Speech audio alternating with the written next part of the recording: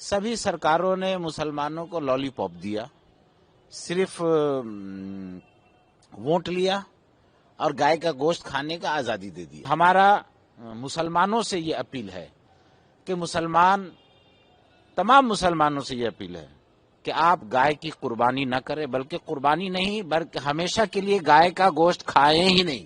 गाय अगर मुसलमान नहीं खाएगा तो सबसे ज्यादा नुकसान हमारे हिंदू भाई का होगा, मुसलमान का नहीं होगा। बिस्मिल्लाहिर्रहमानिर्रहीम।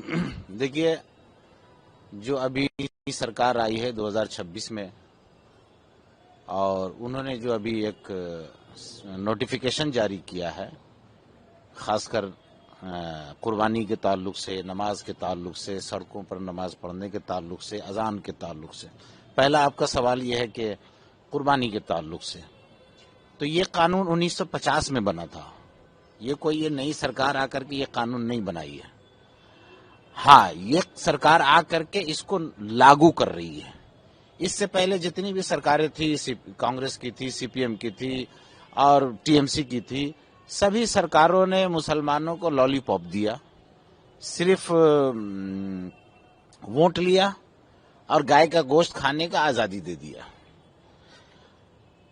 कानून था लेकिन लागू नहीं था।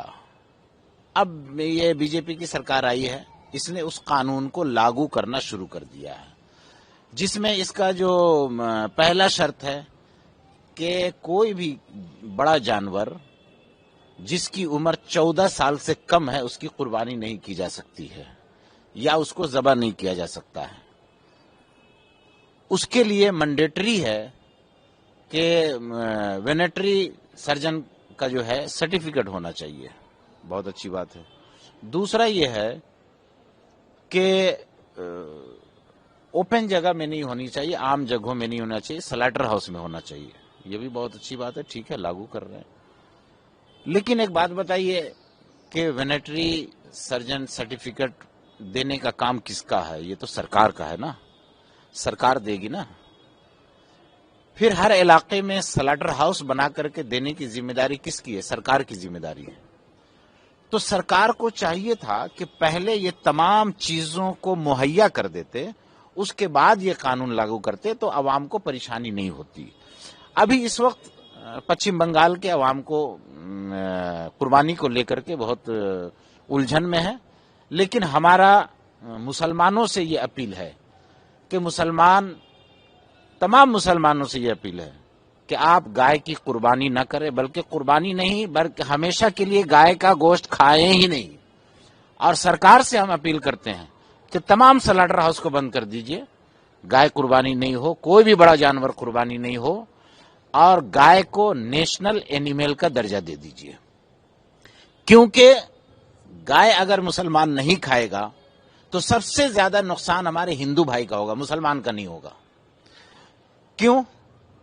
जो घोष बिरादरी हैं, जिसको जादव कहते हैं, वो तो हिंदू भाई हैं, वो गाय पालते हैं और उस वक्त तक गाय को पालते हैं जब तक वो दूध देने वाली होती है।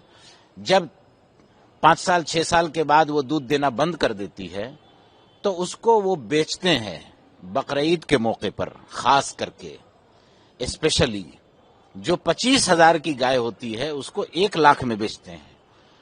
तो उनका जो पैसा बर्बाद होता, उनकी जो पूंजी खत्म हो जाती, कोई खरीदने वाला नहीं होता, मर जाता।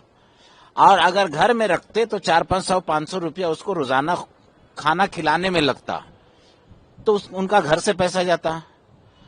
अब वो पैसा रिटर्न भी नहीं आएगा अगर वो गाय मर गई तो वो 25,000 की गाय को मुसलमानों के हाथ बकरीद के मौके पर 1 लाख में बेचते हैं और एक गाय को बेच करके 4 गाय खरीदते हैं।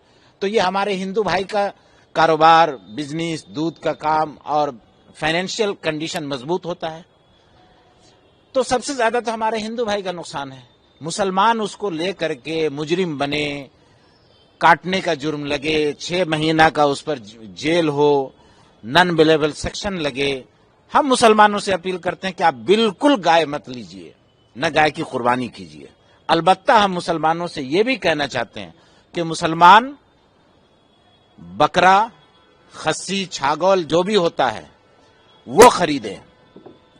और अक्सर बकरी, छागल जो होता है یہ ہمارے مسلمان بھائی پالتے ہیں. تو جب آپ بقرعید میں خسی چھاگل خریدیں گے تو مسلمان بھائی کا فائنینشیل کنڈیشن مضبوط ہوگا, وہ اوپر بڑھیں گے. اور حکومت سے ٹکرانے کی کوئی ضرورت نہیں, حکومت بین کر دے, ہم تو مطالبہ کر رہے ہیں.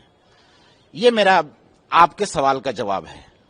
ابھی اگر جیسے باقی اور جو فرمان, کون سا باقی فرمان؟ جیسے کہ لاؤڈ اسپیکر دیکھ اتنا ہی بجے کہ کسی کو بھی کسی بھی دھرم کے دیکھیے یہ بھی قانون بھاجپا سرکار کا بنایا ہوا نہیں ہے. یہ پولوشن کنٹرول بورڈ جو پوری دنیا میں ہے اس کا بنایا ہوا یہ قانون ہے. اور ابھی کیا ہو رہا ہے, ہمارے بنگال پولیس اس آرڈر کو لے کر کے, میں صاف لفظوں میں کہنا چاہتا ہوں کہ ہمارے بنگال کے پولیس افسر کو یا تو اس کا نالج نہیں ہے یا وہ جان بوجھ کر کے مسلمانوں کو ہراسمنٹ کر رہے ہیں.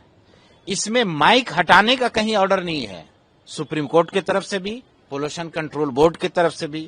اس میں صاف لکھا ہوا ہے کہ جو انڈسٹریل ایریا ہے وہاں 75 سے 80% ڈیسیبل تک کے مائک بجایا جا سکتا ہے. ٹھیک ہے. جو کمرشل ایریا ہے وہاں 70 سے لے کر کے 75 ڈیسیبل تک کے مائک کی آواز میں کوئی بھی کام کیا جا سکتا ہے. پوجا ہو, اذان ہو, شادی ہو, بیاہ ہو, پروگرام ہو, کوئی بھی ہو سکتا ہے. جو ریسیڈینشیل ایریا ہے وہاں 65 سے 70 ڈیسیبل تک کی آواز آپ اس کو یوز کر سکتے ہیں, استعمال کر سکتے ہیں. اور جو سائلنس زون ہے وہاں 40 سے 45 ڈیسیبل تک کے آرڈر ہے بجانے کا. لیکن ہمارے پشچم بنگال کی پولیس یا تو انجانے میں یا پھر جان بوجھ کر کے جگہ جگہ مسجدوں کے امام کو, ذمہ داروں کو جا کر کے دھمکاتے ہیں, چمکاتے ہیں کہ آپ مسجد سے مائک اتار دیجئے. یہ وہ غلط کر رہے ہیں. ہم ان سے گزارش کرتے ہیں کہ آپ پہلے دستور کو پڑھ لیجئے, پولوشن کنٹرول بورڈ کے سسٹم کو پڑھ لیجئے, سپریم کورٹ کے آرڈر کو پڑھ لیجئے, اس کے بعد کوئی بات کیجئے. اور قانون کے دائرے میں آپ بھی رہیے, ہم لوگوں کو بھی قانون کے دائرے میں رہنے دیجیے. ہم انلیگل نہیں کرنا چاہتے ہیں اور نہ ہم مسلمانوں سے یہ اپیل کرتے ہیں کہ کوئی بھی انلیگل کام نہیں کرے. بالکل لیگل طریقے سے رہنا چاہیے.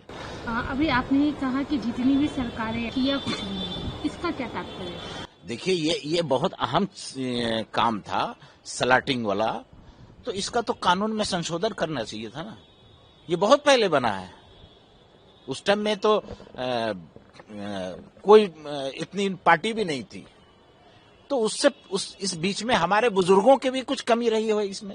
ان کو بھی چاہیے تھا کہ سرکار کے پاس یہ مطالبہ رکھتے ہیں کہ اس میں کچھ سنشودھن کرنا چاہیے, کچھ سہولت دینی چاہیے.